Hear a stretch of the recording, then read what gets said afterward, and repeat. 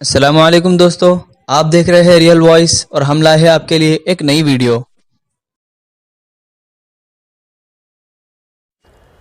دوستو، ایک تحقیق کے مطابق ڈینگو سے ہر سال 4,000 لاکھ لوگ اثر انداز ہوتے ہیں، جو کہ دنیا کی آبادی کا کل آدھا حصہ ہے یا اس سے زیادہ ہے۔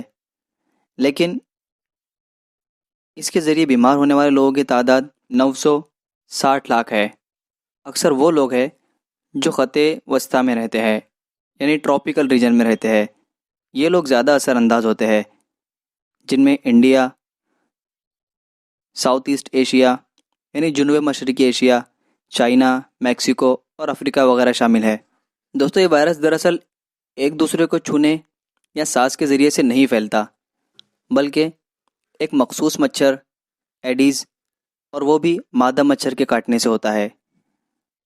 اور اس کا طریقہ کار یہ ہوتا ہے کہ ایک متاثر زدہ شخص کے خون سے مچھر میں یہ وائرس داخل ہوتا ہے، اور پھر وہ مچھر کسی اور شخص کو کاٹے تو وہ اس صحت مند شخص کے خون میں جا ملتا ہے۔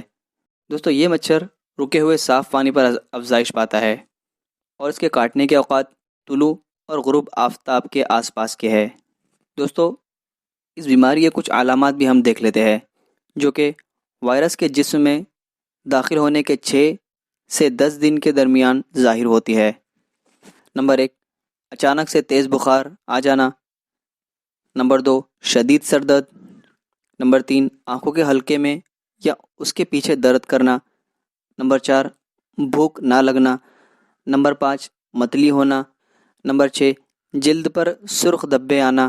نمبر 8، خون کا ناک یا مسوڑوں سے نکلنا۔ دوستو، کبھی کبھی یہ علامات پوری طور سے ظاہر نہیں ہوتی۔ جب کوئی بھی شخص اس وائرس سے اثر انداز ہوتا ہے تو حالت بہت نازک ہو جاتی ہے، اور ایک خاص قسم کا بخار، جسے ڈینگو ہیموریجک فیور کہتے ہیں، یہ ہوتا ہے، جو کہ عام بخار سے الگ ہوتا ہے اور بہت تیز ہوتا ہے، جس کی وجہ سے نسوں کو نقصان پہنچتا ہے، یا پھر جگر کی سائز بڑھ جاتی ہے، یا پھر خون کا دوران رک جاتا ہے۔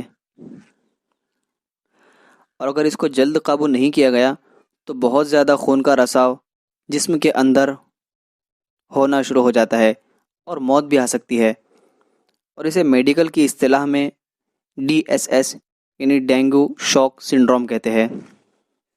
دوستو، اس سے بچنے کے لیے ہم کو پہلے ہی کچھ احتیاطی تدابیر کر لینی چاہیے، جیسے گھروں اور آفس کی کھڑکیوں اور دروازوں پر مچھر سے بچاؤ کے لیے جالیاں لگوا لیجیے۔ مچھر بھگانے کے لیے کوئل اور دوسرے لوشن استعمال کیجیے۔ مچھر سے بچنے کے لیے پوری آستین کی قمیص، شرٹ اور ٹخنوں تک پہنچنے والی شلوار پہن لیجیے۔ مچھردانی کا استعمال کیجیے۔